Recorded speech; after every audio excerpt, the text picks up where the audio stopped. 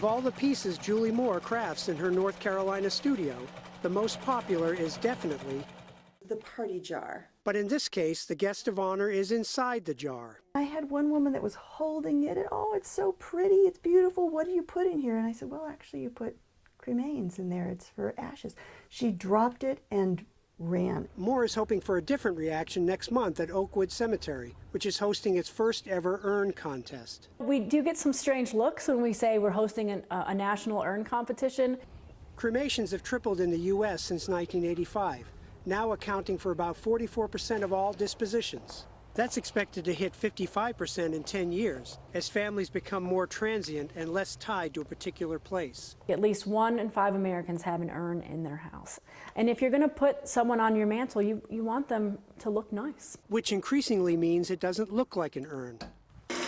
Jason Van Dyne believes in ashes to ashes, but first comes the dust, lots of dust. It's something that the owner would be happy and to have on display, and that they can feel proud of, and they feel good about their loved ones being in.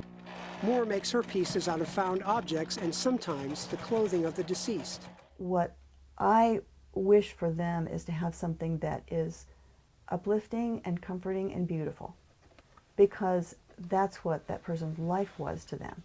It was a beauty. Oakwood has received more than 24 entries, pieces made of everything from North Carolina longleaf pine needles to tooled Wyoming leather.